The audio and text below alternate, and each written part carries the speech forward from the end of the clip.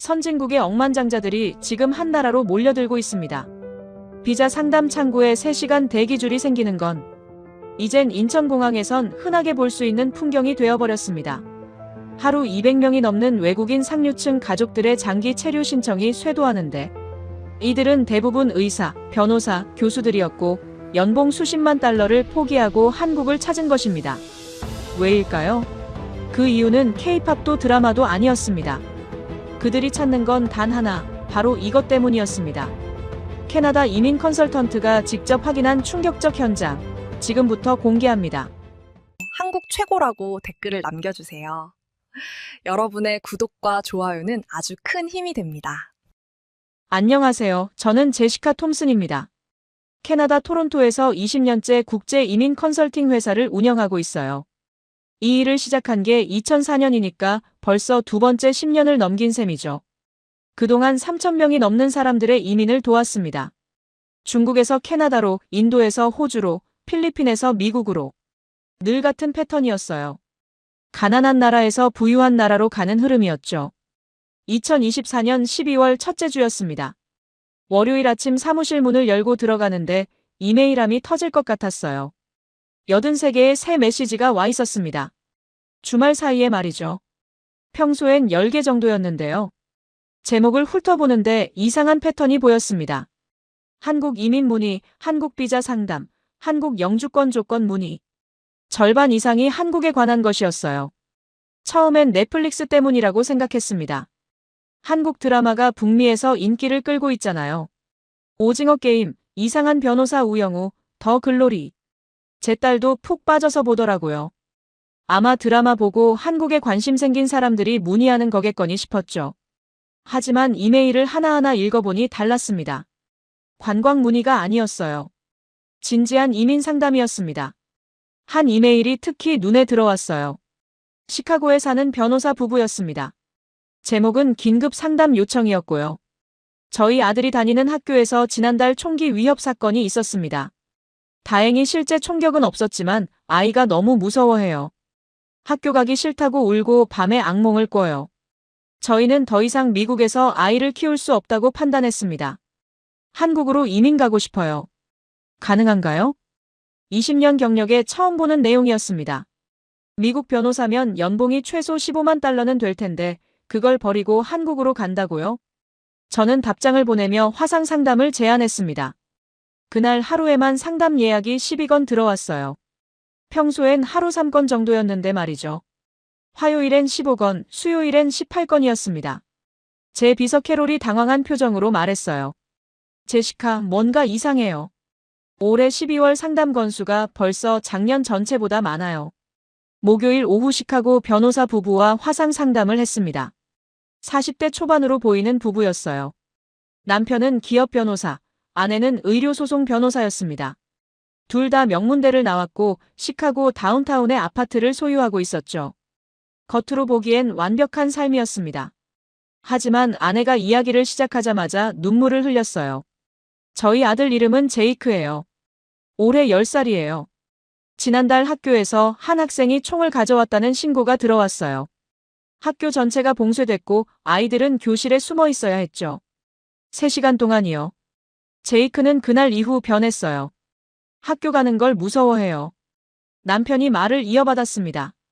저희는 좋은 동네에 살아요. 링컨 파크라고 시카고에서 가장 안전한 지역 중 하나죠. 하지만 이제는 안전한 곳이 없어요. 지하철도 위험하고 공원도 밤엔 못 가요. 제 동료 변호사 한 명은 차량 절도를 2번이나 당했어요. 한 달 사이에요. 저는 조심스럽게 물었습니다. 왜 하필 한국인가요? 캐나다나 호주는 어떠세요? 아내가 대답했어요. 친구가 한국에 1년 살다 왔어요. 그 친구 딸이 밤 10시에 혼자 편의점 다녀온대요. 11살인데요. 미국에서는 상상도 못할 일이잖아요. 저희는 그런 곳에서 제이크를 키우고 싶어요. 상담을 마치고 나서 생각에 잠겼습니다. 이건 단순한 유행이 아니었어요. 뭔가 큰 흐름이 시작되고 있었습니다. 그날 저녁 동료 컨설턴트들에게 전화를 걸었어요. 뉴욕에 있는 친구 마크에게 물었습니다. 너도 요즘 한국 상담 많이 받아? 마크가 한숨을 쉬더니 대답했어요. 미치겠어. 지난주만 25건이야. 다들 똑같은 이유래. 아이 안전 때문에. 그 순간 깨달았습니다. 제가 20년간 봐온 이민의 법칙이 깨지고 있었어요. 이제 사람들은 돈이 아니라 안전을 찾아 움직이고 있었습니다. 금요일 아침 일찍 사무실에 출근했습니다. 캐롤에게 부탁했어요. 지난 3년간 상담 기록을 모두 뽑아줄래? 국가별로 정리해서요. 뭔가 확인하고 싶은 게 있었습니다. 제 직감이 맞는지 데이터로 증명하고 싶었죠. 점심시간이 되자 캐롤이 두꺼운 파일을 들고 왔습니다. 제시카, 이거 정말 이상해요. 숫자를 보면서 3번이나 다시 확인했어요. 저는 파일을 펼쳤습니다.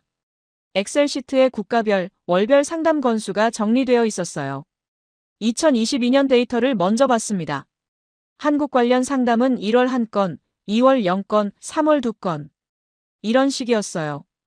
연간 총 24건, 월 평균 2건이었습니다. 전체 상담 중 비율로 따지면 6%에 불과했죠. 당시엔 호주와 뉴질랜드 상담이 압도적으로 많았습니다. 캐나다 다음으로 선호하는 이민 국가였으니까요. 2023년 데이터로 넘어갔습니다. 한국 상담이 조금씩 늘어나기 시작했어요. 1월 5건, 2월 6건, 3월 8건. 특히 하반기부터 증가세가 눈에 띄었습니다.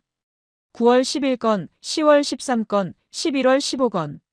연간 총 98건, 월 평균 8건 정도였어요. 전년 대비 4배 증가한 수치였죠. 하지만 2024년 12월 숫자를 보는 순간 숨이 멎었습니다. 80건이었어요. 한 달에요. 작년 같은 달이 15건이었으니 5배 이상 뛴 겁니다. 전년 동월 대비 340% 증가였죠. 그것도 12월 3주차까지만 집계한 숫자였어요. 5월 말까지 가면 100건을 넘을 것 같았습니다. 더 놀라운 건 상담자 프로필이었습니다. 캐롤이 따로 정리해둔 직업군 분석 자료를 펼쳤어요. 한국 이민 상담자의 73%가 전문직이었습니다. 의사 28%, 변호사 19%, 엔지니어 15%, 교수와 연구원 11%. 평균 연봉은 15만 달러를 넘었어요. 20년 경력에 이런 패턴은 처음이었습니다. 보통 이민을 가는 사람들은 더 나은 경제적 기회를 찾아 떠나는 경우가 대부분이에요. 개발도상국에서 선진국으로 가는 거죠. 하지만 이번엔 달랐습니다. 이미 충분히 잘 사는 사람들이 다른 선진국으로 가려고 했어요. 돈 때문이 아니라 다른 이유 때문에요. 연령대도 특이했습니다. 35세에서 45세 사이가 82%였어요. 한창 커리어를 쌓을 나이인데 그걸 포기하고 떠나려는 겁니다. 그리고 92%가 자녀를 둔 가정이었죠. 평균 자녀 수는 1.8명이었습니다. 저는 캐롤에게 물었어요. 상담 사유는 어떻게 정리돼 있어? 캐롤이 다른 시트를 펼쳤습니다. 1순위 사유가 압도적이었어요. 자녀 안전 68%, 2순위가 치안 불안 19%, 3순위가 교육 환경 9%였습니다. 세 가지 모두 결국 안전과 관련된 이유였죠. 오후에 뉴욕 마크에게 전화했습니다. 너도 데이터 한번 뽑아볼래? 궁금한 게 있어. 마크는 1시간 후 전화를 걸어왔어요. 제시카, 나도 똑같아. 한국 상담이 올해 들어 450% 늘었어. 거의 다 고소득 전문직이고 아이 안전 때문이래. 런던에 있는 동료 사라에게도 연락했습니다. 사라는 영국 최대 이민 컨설팅 회사에서 일해요. 그녀의 대답도 비슷했어요. 우리도 마찬가지야. 9월부터 갑자기 늘더니 12월 들어서는 폭발적이야. 브렉시트 때도 이 정도는 아니었어. 시드니에 있는 친구 데이비드에게도 물었습니다.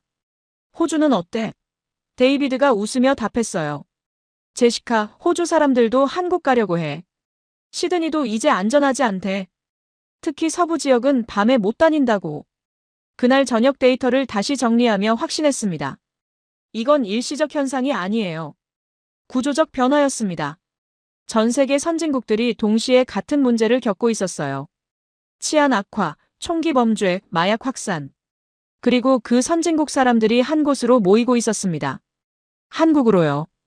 월요일 아침 직원 회의를 열었습니다. 저희 회사는 저를 포함해 총 5명이에요. 모두에게 데이터를 공유했죠. 여러분, 우리 사업 방향을 바꿔야 할 것 같아요. 앞으로 한국 이민 상담이 주력이 될 거예요. 이건 제 추측이 아니라 데이터가 말하는 거예요. 직원 중 한 명인 톰이 물었습니다. 하지만 제시카, 이게 계속될까요? 그냥 일시적 유행 아닐까요? 저는 고개를 저었어요. 숫자를 보세요. 3년간 지속적으로 증가했어요. 그리고 이제 폭발하고 있죠. 이건 시작일 뿐이에요. 그날 오후 또 한 통의 이메일이 왔습니다. 제목은 긴급 상담 요청이었고 발신자는 영국 런던의 싱글맘이었어요. 메일을 열어보는데 첫 문장이 가슴을 쳤습니다. 제 딸이 지하철에서 성추행을 당했어요.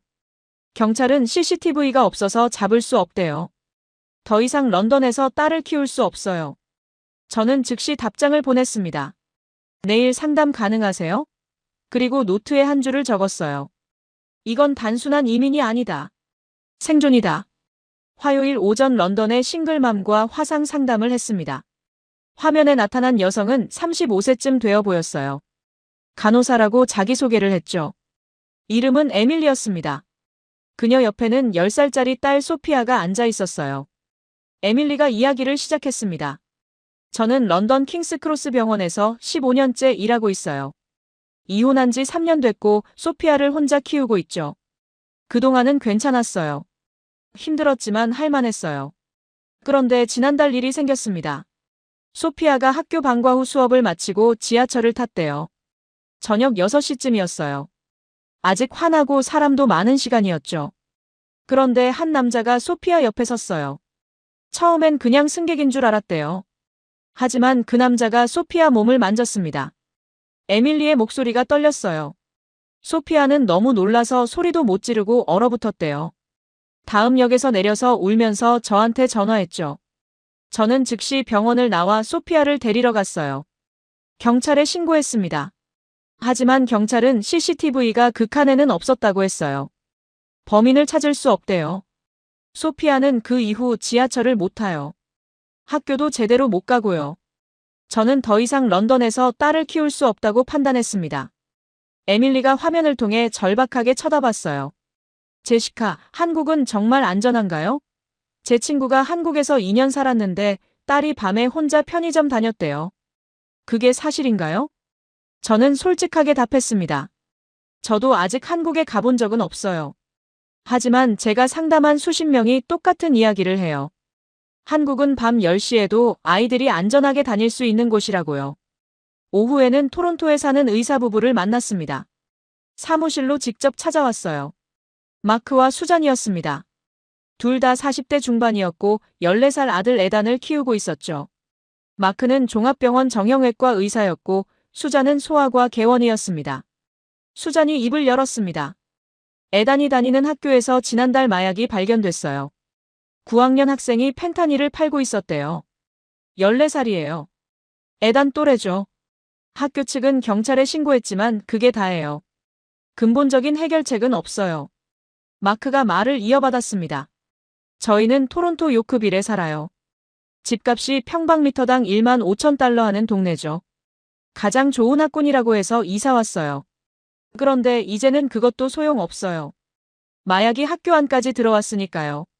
수잔이 핸드폰을 꺼내 보여줬습니다. 에단의 반 학부모 단체 채팅방이었어요. 학부모들이 불안해하는 메시지들이 가득했습니다. 한 학부모는 아이를 사립학교로 전학 보낸다고 했어요. 다른 학부모는 밴쿠버로 이사 간다고 했죠. 우리는 한국을 선택했어요. 마크가 단호하게 말했습니다. 제 대학 동기가 서울에서 병원을 운영해요. 그 친구가 말하더라고요. 한국에서는 중학교에 마약이 없다고요. 상상도 못할 일이래요. 수잔이 덧붙였습니다. 저희는 돈 걱정은 안 해요. 연봉을 합치면 50만 달러가 넘으니까요. 하지만 돈으로 안전을 살 수 없어요. 토론토에서는요. 그래서 한국으로 가려고 합니다. 수요일에는 보스턴 대학 교수와 상담했습니다. 화상으로 진행했어요. 제임스 교수였습니다. 50대 초반이었고 MIT에서 경제학을 가르치고 있었죠. 부인 리사는 보스턴 종합병원 연구원이었습니다. 제임스 교수가 조용히 말했습니다.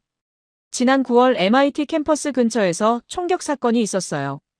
학생 한 명이 다쳤죠.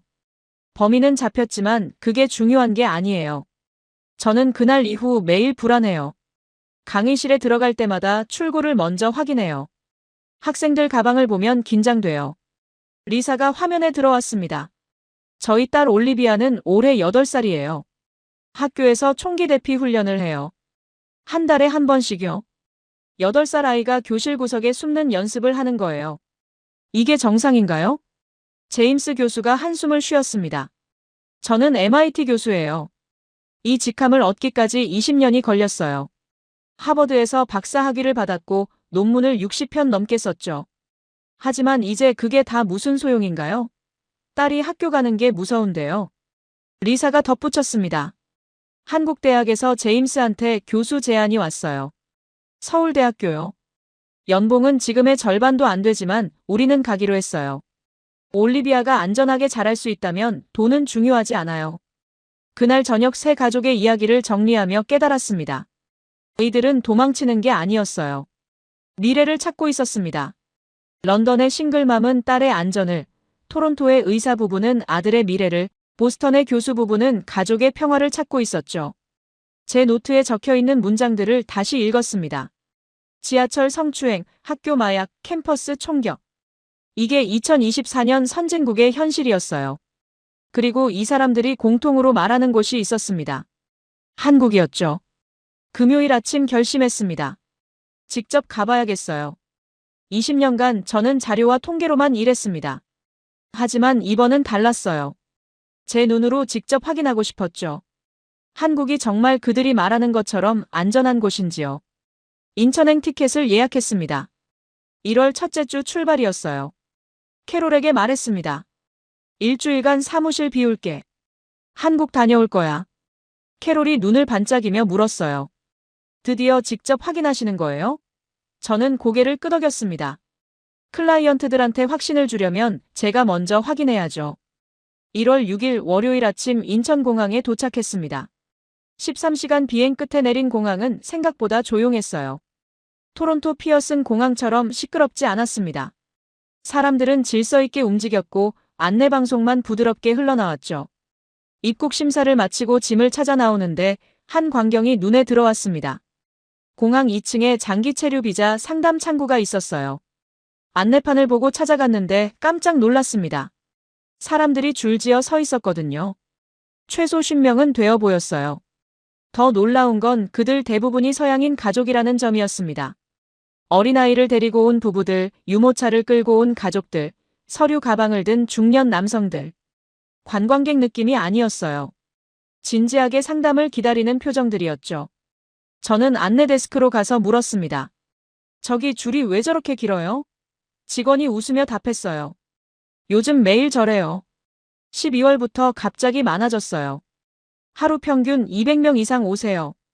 대부분 장기 비자 문의시라고요. 200명요? 하루에요?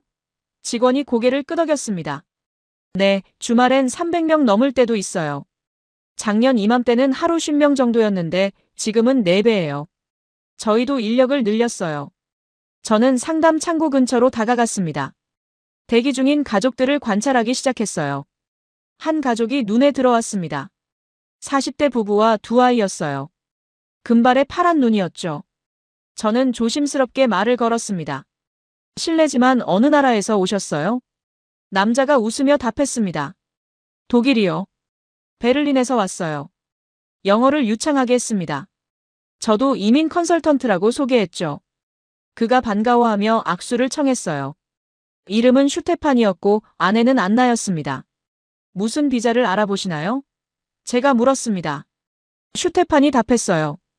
D-8이요. 기업 투자 비자요.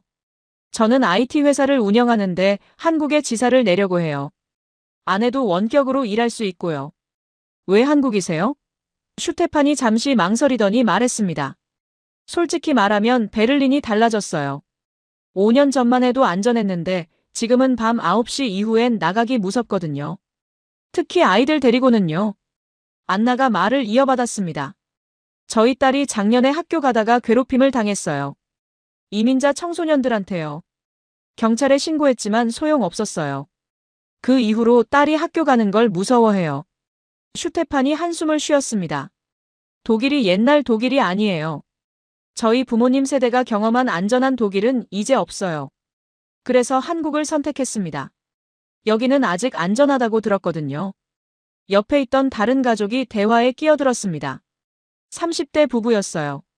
아이가 셋이었죠. 우리는 파리에서 왔어요. 남자가 프랑스 억양이 섞인 영어로 말했습니다.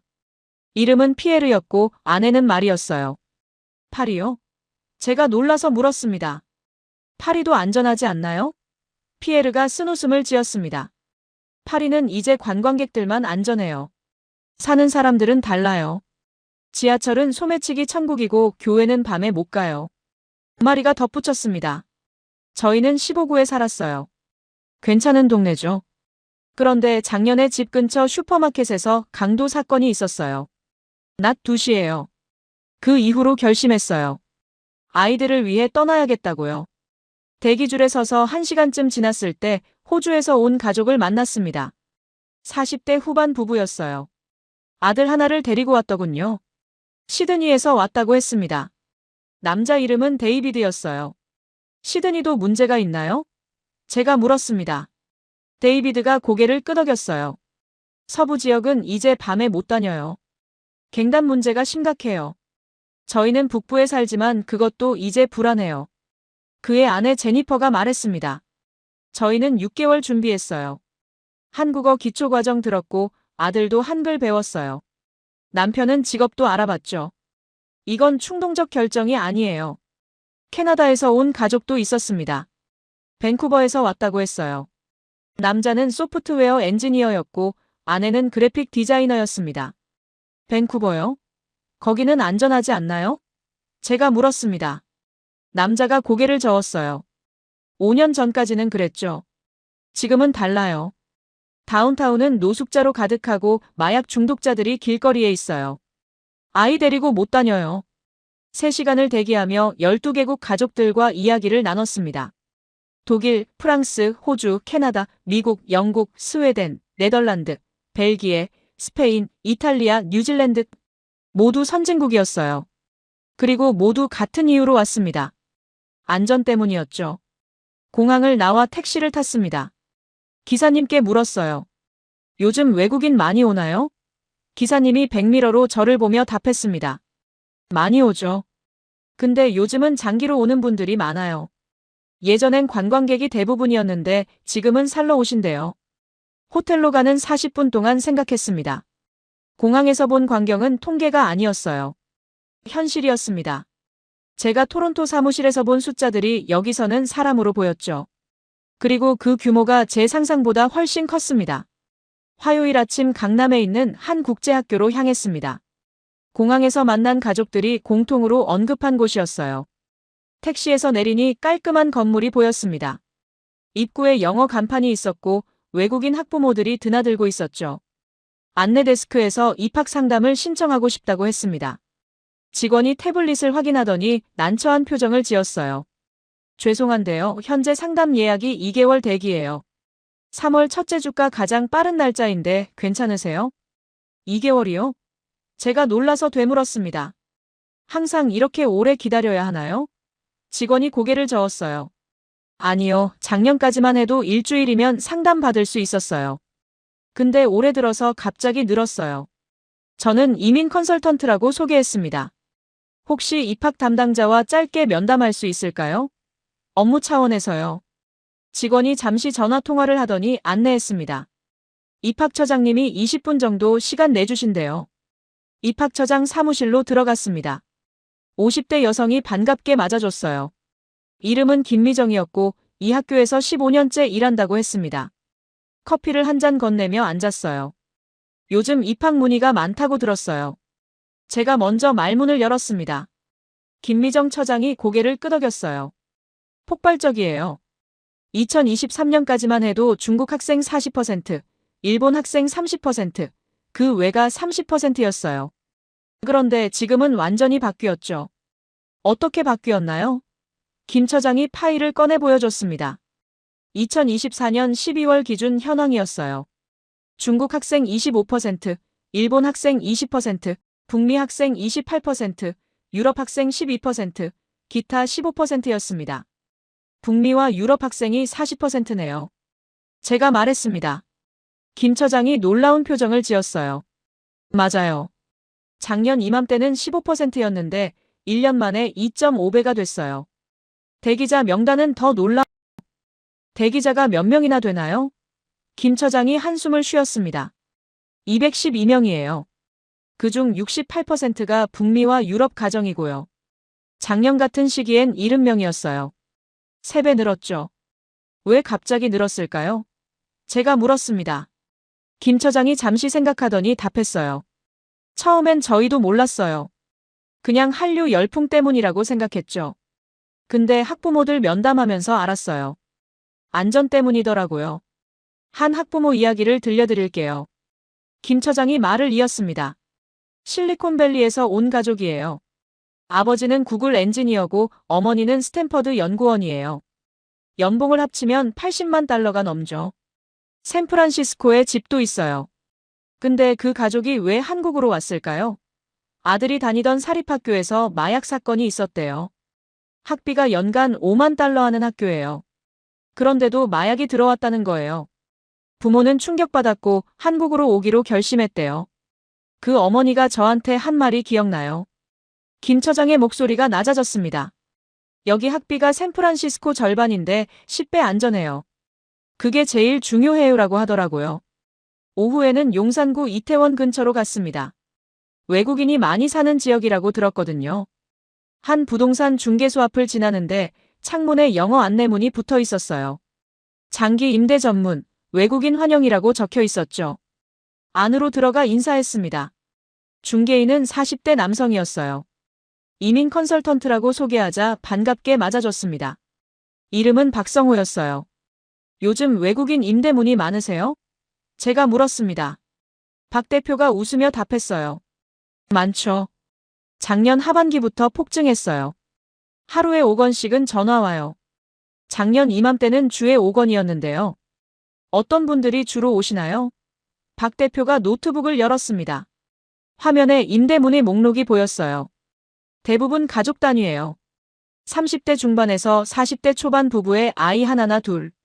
직업은 주로 전문직이고요. 특이한 점은 계약 기간이에요. 박 대표가 설명했습니다.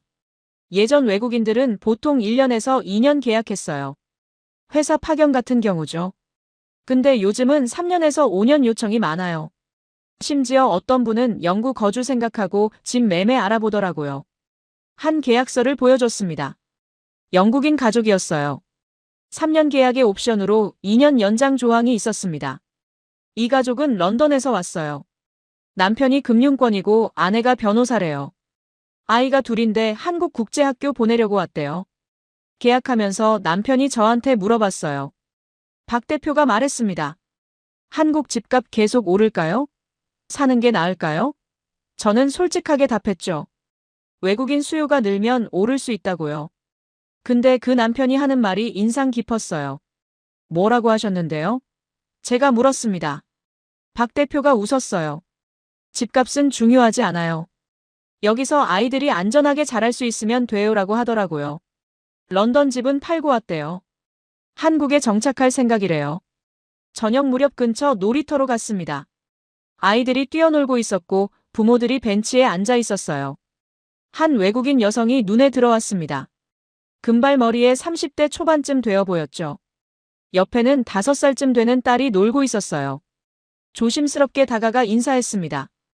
영국 억양이었어요. 이름은 사라였고 런던에서 3개월 전에 왔다고 했습니다. 남편은 IT 회사를 다니고 자신은 프리랜서 작가래요. 한국 생활은 어떠세요? 제가 물었습니다. 사라가 놀이터를 둘러보며 답했어요. 처음엔 걱정했어요. 언어도 안 통하고 문화도 다르니까요. 근데 지금은 너무 좋아요. 특히 아이 키우기예요. 뭐가 제일 좋으세요? 사라가 딸을 가리켰습니다. 저기 보세요. 에밀리가 혼자 놀고 있죠? 런던이었으면 절대 못해요. 제 눈을 한시도 떼지 못했을 거예요. 근데 여기서는 안심이 돼요. 다른 엄마들도 같은 생각인가요? 제가 물었습니다. 사라가 고개를 끄덕였어요. 여기 외국인 엄마 커뮤니티가 있어요. 다들 같은 얘기예요. 한국이 아이 키우기 최고래요. 안전하고 교육도 좋고요. 호텔로 돌아오는 길에 생각했습니다. 공항에서 본 대기줄, 국제학교의 폭증한 입학문의, 부동산의 장기 계약, 놀이터의 편안한 엄마들. 이 모든 게 하나로 연결됐어요. 한국은 이제 새로운 이민 목적지가 되고 있었습니다. 수요일 저녁 호텔방에서 시계를 봤습니다. 9시 30분이었어요. 직접 확인해야 할 시간이었죠. 클라이언트들이 한국의 밤거리가 안전하다고 했습니다. 하지만 저는 학자도 아니고 관광 가이드도 아니에요. 이민 컨설턴트로서 직접 경험해야 확신을 줄 수 있죠. 명동으로 먼저 갔습니다. 지하철을 타고 가는데 놀라웠어요. 밤 10시인데도 여성 승객이 절반 이상이었습니다. 학생들, 직장인들, 중년 여성들. 모두 편안한 표정이었어요. 스마트폰을 보거나 졸고 있었죠. 토론토였다면 상상도 못할 풍경이었습니다. 토론토에서 밤 10시 지하철은 위험 시간대예요. 여성들은 가급적 안 타려고 하죠. 타더라도 사람 많은 칸을 선택하고 출구 가까이 서 있어요. 항상 주변을 경계하면서요. 하지만 여기 사람들은 달랐습니다. 아무도 긴장하지 않았어요. 명동역에서 내렸습니다. 거리는 여전히 붐볐어요. 10시가 넘었는데도 사람들로 가득했습니다. 젊은 커플들, 친구들끼리 온 그룹들, 가족 단위로 온 사람들도 있었죠. 무엇보다 놀라운 건 혼자 다니는 여성들이 많다는 거였어요. 한 편의점 앞을 지나갔습니다. 여고생으로 보이는 학생 2명이 라면을 사고 있었어요. 교복을 입고 있었죠. 밤 10시 20분이었습니다. 토론토였다면 부모가 절대 허락하지 않을 시간이에요. 하지만 이 학생들은 웃으며 떠들고 있었습니다. 명동 거리를 30분 정도 걸었습니다. 좁은 골목길도 들어가 봤어요. 조명이 밝았고 사람들이 다니고 있었습니다. 한 골목에서 20대 초반 여성이 혼자 전화통화를 하며 걷고 있었어요. 토론토였다면 위험한 행동이죠. 하지만 여기서는 아무도 신경 쓰지 않았습니다. 홍대로 이동했습니다. 젊은이들이 많은 곳이라고 들었거든요. 택시를 타고 가는데 기사님이 말했어요. 홍대는 새벽까지 사람 많아요. 밤 11시는 아직 이른 시간이죠. 정말 그랬습니다. 홍대 거리는 낮보다 더 붐볐어요. 클럽 앞에 줄을 선 사람들, 거리 공연을 보는 사람들, 카페에 앉아 있는 사람들. 에너지가 넘쳤죠. 한 카페 앞에 외국인 그룹이 있었습니다. 영어로 대화하고 있었어요. 다가가서 말을 걸었습니다. 미국에서 온 유학생들이었어요. 4명이었는데 모두 20대 초반이었죠. 한 남학생이 UCLA에서 교환학생으로 왔다고 했습니다. 이름은 제이슨이었어요. 친구들은 USC와 버클리에서 왔대요. 여기 밤 분위기 어때요? 제가 물었습니다. 제이슨이 웃으며 답했어요. 미쳤어요. 좋은 의미로요. LA였으면 이 시간에 절대 못 나와요. 특히 여자친구들은요. 근데 여기는 새벽 2시까지 놀아도 괜찮대요. 옆에 있던 여학생이 말을 이었습니다. 저는 버클리에서 왔는데요. 거기는 밤 9시만 돼도 무서워요. 기숙사에서 도서관 가는 것도 조심해야 하죠. 근데 여기는 혼자 다녀도 안전해요. 처음엔 믿기지 않았어요. 다른 여학생이 덧붙였습니다. 저희 엄마가 한국 오기 전에 걱정 엄청 했어요. 밤에 혼자 다니지 말라고 당부하시더라고요. 근데 여기 와서 놀랐어요. 새벽에 혼자 편의점 가는 게 전혀 문제 없어요. 강남으로 마지막 이동을 했습니다. 자정이 가까워지고 있었어요. 지하철 막차 시간이었죠. 지하철에 탔는데 여전히 사람이 많았습니다. 특히 여성 승객 비율이 높았어요. 절반 이상이었죠. 한 젊은 여성이 제 옆에 앉았습니다. 20대 후반쯤 되어 보였어요. 회사원 같았죠. 그녀는 스마트폰으로 드라마를 보고 있었습니다. 이어폰을 끼고 완전히 집중하고 있었어요. 주변을 전혀 경계하지 않았습니다. 토론토 지하철 막차에서는 절대 볼 수 없는 광경이었어요. 여성들은 항상 주변을 살펴요. 이어폰도 한쪽만 끼거나 아예 안 끼죠. 누가 다가올지 모르니까요. 하지만 여기는 달랐습니다. 강남역에서 내려 거리를 걸었습니다. 자정이 넘었는데도 편의점마다 불이 켜져 있었어요. 사람들이 들락날락했습니다. 한 편의점에 들어가 물을 샀는데 여학생 3명이 야식을 고르고 있었어요. 계산하면서 직원에게 물었습니다. 밤에 여학생들 많이 와요? 직원이 고개를 끄덕였어요. 네, 매일 와요. 시험 기간엔 새벽 2시에도 와요. 공부하다가 배고프면 오는 거죠. 위험하지 않나요? 제가 다시 물었습니다. 직원이 의아한 표정을 지었어요. 왜요? 여긴 안전한데요. 불안해하는 학생 한 번도 못 봤어요. 호텔로 돌아오는 택시 안에서 생각을 정리했습니다. 3시간 동안 명동, 홍대, 강남을 걸었어요. 밤 10시부터 자정 넘어서까지요. 위험한 상황을 한 번도 보지 못했습니다. 여성들이 편안하게 혼자 다녔고 학생들이 야식을 사러 편의점에 갔어요. 토론토였다면 불가능한 일들이었습니다. 뉴욕도 마찬가지고 LA도 런던도 파리도요. 선진국 대도시에서 여성이 밤에 혼자 다니는 건 위험한 일이에요. 하지만 여기서는 일상이었죠. 노트에 적었습니다. 클라이언트들이 옳았다. 한국은 정말 안전하다. 이제 이해했어요. 왜 전 세계 부모들이 비싼 티켓을 구해 한국으로 오는지. 그들이 찾는 건 단순한 안전이 아니었어요. 밤에도 아이를 걱정하지 않아도 되는 삶이었습니다. 금요일 오후 토론토로 돌아왔습니다. 공항에 내리는 순간 묘한 기분이 들었어요. 일주일 전까지 익숙했던 토론토가 갑자기 낯설게 느껴졌습니다. 피어슨 공항의 소란스러움, 택시기사의 불친절함, 거리의 긴장감. 한국에서 일주일을 보낸 후 돌아오니 모든 게 달라 보였죠. 토요일 아침 캐롤에게 전화했습니다. 월요일 저녁에 긴급 설명회 열어. 한국 이민 관심 있는 사람들 대상으로. 캐롤이 놀라며 물었어요. 갑자기요? 홍보할 시간이 없는데요. 저는 단호하게 답했습니다. SNS랑 이메일로만 공지해. 그걸로 충분할 거야. 일요일 오후 캐롤에게서 전화가 왔습니다. 제시카, 큰일 났어요. 설명회 신청자가 벌써 80명이에요. 회의실이 30명밖에 안 들어가는데요. 저는 예상했다는 듯 답했어요. 큰 홀 대여해. 최소 100명 들어갈 수 있는 곳으로. 월요일 저녁 7시 설명회가 시작됐습니다. 대여한 홀에 의자를 120개 준비했는데 모자랐어요. 실제 참석자는 147명이었습니다. 뒤에 서서 듣는 사람들도 있었죠. 캐롤이 당황한 표정으로 속삭였어요. 이런 적 처음이에요. 참석자들을 둘러봤습니다.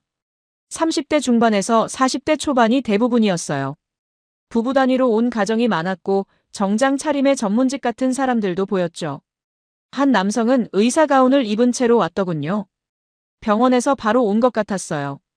프레젠테이션을 시작했습니다. 한국의 현재 상황, 비자 종류, 생활비, 교육 시스템, 의료보험을 차례로 설명했어요. 하지만 사람들이 가장 집중한 부분은 따로 있었습니다. 제가 직접 찍은 밤거리 영상을 보여줬을 때였죠.